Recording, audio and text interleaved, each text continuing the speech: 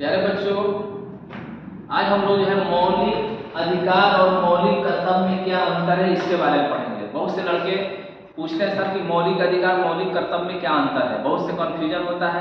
आज हम बताएंगे मौलिक अधिकार किसे कहा जाता है, मौलिक कर्तव्य किसे कहा जाता है। मौलिक अधिकार का मतलब होता है, मौलिक अधिकार वह अधिकार होता है जो व्यक्ति के व्यक्तित्व के सर्वांगीण विकास के लिए संविधान या राष्ट्र के द्वारा प्रदान किया जाता है। तो ऐसे अधिकार को क्या कहते हैं, मौलिक अधिकार कहते हैं प्यारे बच्चों।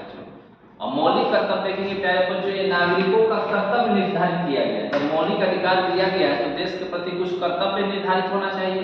तो मूल संविधान में नागरिकों को कोई भी मौलिक कर्तव्य नहीं दिया गया था। सरदार स्वर्ण सिंह समिति बनाई गई थी और सरदार स्वर्ण सिंह समिति के सिफारिश पर 42वां संविधान संशोधन 1976 के माध्यम से संविधान में भाग 4 को और अनुच्छेद 51 को जोड़ा गया और उसके माध्यम से मौलिक कर्तव्य को जोड़ा गया। तो उस समय हम लोग को 10 मौलिक कर्तव्य 1976 में दिया गया था, लेकिन वर्तमान में हम लोग को 11 मौलिक कर्तव्य दिया गया है। तो मौलिक कर्तव्य है नागरिकों को निर्धारित किया गया कि देश के प्रति 11 कर्तव्यों का पालन करना है। और मौलिक अधिकार जो होता है ये व्यक्ति के व्यक्तित्व के सर्वांगीण विकास के लिए संविधान या राष्ट्र के द्वारा प्रदान किया जाता है। तो आज हम लोग मौलिक अधिकार और मौलिक कर्तव्य में बहुत से अंतर होते हैं। बहुत से बच्चे नहीं समझ पाते हैं। मौलिक कर्तव्य को मौलिक अधिकारी समझ लेते हैं या परिभाषी समझ लेते हैं, सिनोनिम समझ लेते हैं। लेकिन आज क्लियर हो जाएगा प्यारे बच्चों, कॉपी पेन लेकर बैठ जाइए, मैं बोलता जाऊंगा, उसको नोट्स करते जाइएगा। आसानी से जो है नोट्स भी बन जाएगा और क्लियर भी हो जाएगा प्यारे बच्चों। तो प्यारे बच्चों, पहला अंतर यह बताएंगे जो मौलिक अधिकार जो होता है, देखिए पहला अंतर यह बताएंगे मौलिक अधिकार जो है अमेरिका के संविधान से लिया गया। कहाँ से लिया गया प्यारे बच्चों, यह अमेरिका के संविधान से। तो पॉइंट को लिख देंगे, भारतीय संविधान में मौलिक अधिकार अमेरिका के संविधान से लिए। इसको कॉपी पेन से नोट कर लें और याद रखना प्यारे बच्चों, मौलिक कर्तव्य जो है ये पूर्व सोवियत संघ से लिया गया है। क्या कहा जाता है प्यारे बच्चों, पूर्व सोवियत संघ। पूर्व सोवियत संघ से लिया गया है, बात आपको याद रखना, पूर्व सोवियत संघ से लिया गया। इसी को 1990 में पूर्व सोवियत संघ का विघटन हो गया। अब देखेंगे पूर्व सोवियत संघ, अब ये भी कह सकते हैं कि मौलिक कर्तव्य जो है रूस के संविधान से भारतीय संविधान में लिया गया है। दूसरा अंतर देखेंगे प्यारे बच्चों, मौलिक अधिकार का उल्लेख जो है प्यारे बच्चों, मौलिक अधिकार का उल्लेख संविधान के भाग 3 में और अनुच्छेद आर्टिकल 12 से लेकर और आर्टिकल 35 में दिया गया है। इस पॉइंट को नोट कर लेंगे कि मौलिक अधिकार का उल्लेख भाग 3 अनुच्छेद 12 से 35 में दिया गया है।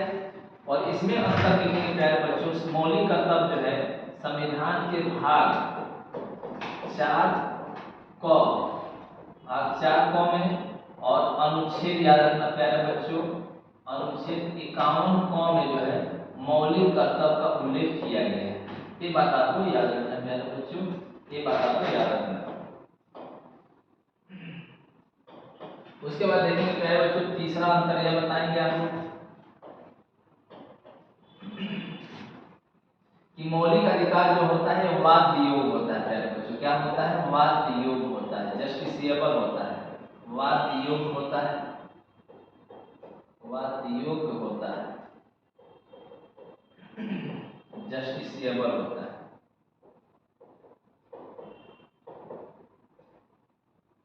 वाद योग मतलब मौलिक अधिकार के उल्लंघन होने पे आप 32 के तहत सुप्रीम कोर्ट में जा सकते हैं, 226 के तहत हाई कोर्ट में जा सकते हैं। और मौलिक अधिकारों को उल्लंघन करने वालों को न्यायपालिका क्या करेगा, दंडित करेगा। तो मौलिक कर्तव्य जो होता है, मौलिक अधिकार जो होता है वाद योग होता है। इसके खिलाफ आप सुप्रीम कोर्ट हाई कोर्ट में जा सकते हैं। मौलिक अधिकार को उल्लंघन करने वालों को न्यायपालिका क्या करता है, दंडित करता है। इसीलिए इसको जस्टिसिएबल कहा जाता है।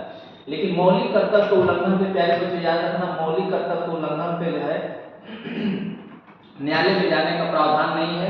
इसीलिए देखेंगे मौलिक कर्तव्य जो होता है यह वाद योग्य नहीं होता। क्या नहीं होता प्यारे बच्चों, यह वाद योग्य नहीं होता है, वाद योग्य नहीं होता है। ये बात आपको याद रखना प्यारे बच्चों, वाद योग्य नहीं होता। नोट करते हैं प्यारे बच्चों, ये नॉन जस्टिसिएबल होता है। इसका मीनिंग क्या है प्यारे बच्चों, नॉन जस्टिसिएबल। ये नॉन जस्टिसिएबल होता है। इसको लिखते चले, मैं संक्षिप्त में लिख रहा हूँ, आप लोग संपूर्ण लिख लेना। आप लोग मैं सब लोग बोल रहा हूँ, उसको आप लोग छाप लेना। चौथा अंतर बताएंगे प्यारे बच्चों, राष्ट्रीय आपातकाल के दौरान अनुच्छेद 20 और अनुच्छेद 21 को छोड़कर राष्ट्रपति अन्य मौलिक अधिकारों को सस्पेंड कर सकता है, निलंबित कर सकता है। इसीलिए मौलिक अधिकार को जो है निलंबनी कहा जाता है प्यारे बच्चों, निलंबनी कहा जाता है। क्या कहा जाता है? निलंबनी कहा जाता है। इसको निलंबित किया जा सकता है, निलंबनी होता है प्यारे बच्चों, बात याद रखना। लेकिन देखेंगे प्यारे बच्चों, राष्ट्रीय आपातकाल के दौरान मौलिक कर्तव्य पे कोई फर्क नहीं पड़ता है। मौलिक कर्तव्य को किसी भी परिस्थिति में सस्पेंड नहीं किया जा सकता है, निलंबित नहीं किया जा सकता है प्यारे बच्चों, इसीलिए यह अनिलंबनीय होता है। क्या होता है प्यारे बच्चों? अनिलंबनीय होता है। ये बात आपको याद रखना, ये किसी भी परिस्थिति में सस्पेंड नहीं होता है, इसलिए इसको अनिलंबनीय कहा जाता है।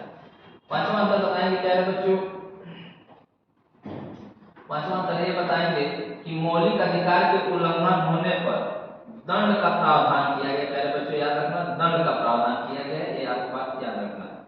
लेकिन मौलिक कर्तव्य के उल्लंघन पर संविधान में दंड का प्रावधान नहीं किया गया। याद रखना प्यारे बच्चों, दंड का प्रावधान नहीं किया गया। दंड का प्रावधान, दंड का प्रावधान नहीं किया गया। दंड का प्रावधान नहीं किया गया,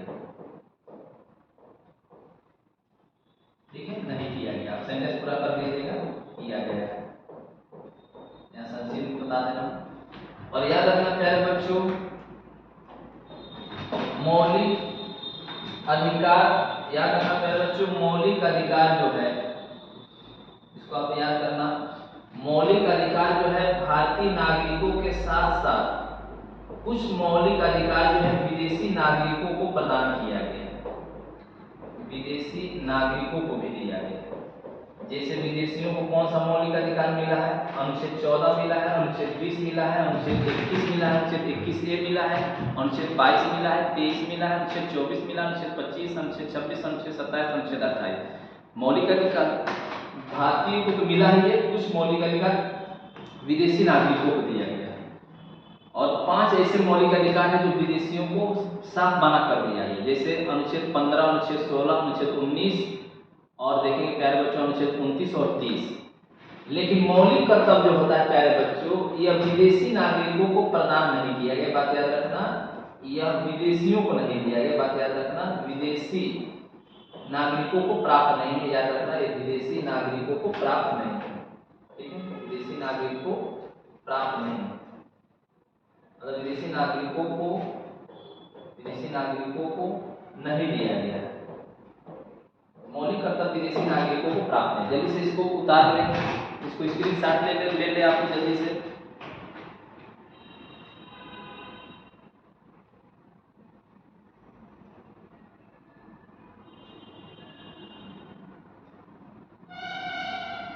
लिखिए, चलिए उसके बाद देखेंगे ये 6 अंतर हो गया। अगला अंतर हम पढ़ेंगे प्यारे बच्चों, 7वां अंतर, मौलिक अधिकार का जो विषय वस्तु जो है, इसका विषय वस्तु विस्तृत है प्यारे बच्चों, विषय वस्तु याद रखना, इसका विषय वस्तु क्या है? विस्तृत है, बड़ा है, विस्तृत क्या है? बड़ा है।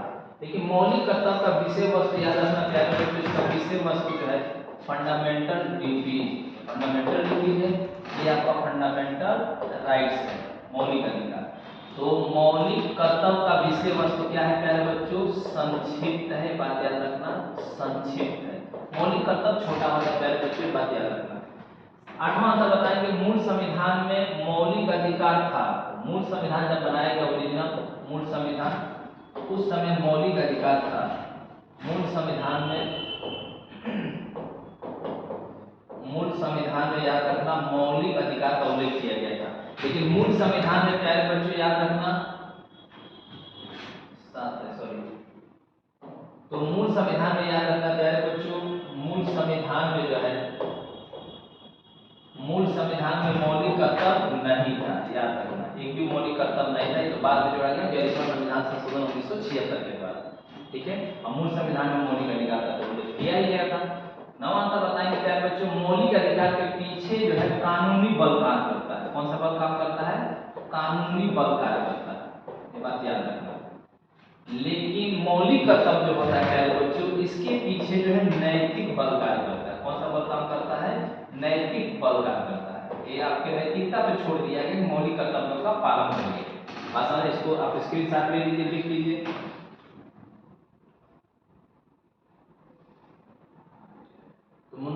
कानूनी बल होता है। बात समझ में आ गई प्यारे बच्चों। इस तरह देखेंगे जो है मौलिक अधिकार और मौलिक कर्तव्य में यह अंतर होता है। इस अंतर को आप लोग जान लेंगे तो क्लियर हो जाएगा प्यारे बच्चों, ये बात याद रखना। चलिए एक बार और आप लोग रिवाइज करा दें, एक बार रिवाइज करते हैं जल्दी से। मौलिक अधिकार और मौलिक कर्तव्य में क्या अंतर है? मौलिक अधिकार अमेरिका के संविधान से दिया गया है। मौलिक कर्तव्य पूर्व सोवियत संघ मतलब रूस के संविधान से दिया गया है। भाग 3 में मौलिक अधिकार अनुच्छेद 12 से 35 में दिया गया। भाग 4 क में जो है मौलिक कर्तव्य है और 51 क इसका अनुच्छेद है। मौलिक अधिकार वाद विवाद होता है, न्यायालय में जा सकते हैं। 32 के तहत सुप्रीम कोर्ट, 226 के तहत हाई कोर्ट। और मौलिक कर्तव्य के उल्लंघन पर न्यायालय में जाने का अधिकार नहीं है। मौलिक अधिकार जो है राष्ट्रीय आपातकाल के दौरान अनुच्छेद 30 और 21 को राष्ट्रपति छोड़कर अन्य मौलिक अधिकारों को निलंबित कर सकता है, इसीलिए मौलिक अधिकार निलंबनीय होता है। लेकिन किसी भी राष्ट्रीय आपातकाल के दौरान या किसी भी परिस्थिति में मौलिक कर्तव्य जो है निलंबित नहीं होता है, इसीलिए अनिलंबनीय होता है। मौलिक अधिकार विदेशी नागरिक, मौलिक अधिकार जो है भारतीयों के साथ साथ विदेशी नागरिकों को दिया गया, लेकिन मौलिक कर्तव्य विदेशी नागरिकों को प्रदान नहीं किया गया। ये बात आपको याद रखना है। और देखेंगे प्यारे बच्चों, मौलिक अधिकार का विषय वस्तु तो जो है विस्तृत है और मौलिक अधिकार का मौलिक कर्तव्य का विषय वस्तु संक्षिप्त है। मूल संविधान में मौलिक कर्तव्य का उल्लेख दिया गया था, लेकिन संविधान जब लागू हुआ तो उस समय मौलिक कर्तव्य नहीं था। मौलिक कर्तव्य सदास्वर सिंह समिति की सिफारिश पर 42वां संविधान संशोधन 1976 के माध्यम से जोड़ा गया। मौलिक अधिकार के पीछे कानूनी बल कार्य करता है और मौलिक कर्तव्य के पीछे नैतिक बल कार्य करता है। और मौलिक अधिकार के उल्लंघन पर दंड का प्रावधान किया गया है प्यारे बच्चों। मौलिक कर्तव्य के उल्लंघन पर दंड का प्रावधान नहीं किया गया है। ये आपका जो है अंतर है। ठीक है, मुझको पूरा विश्वास आप लोगों को समझ में आया होगा।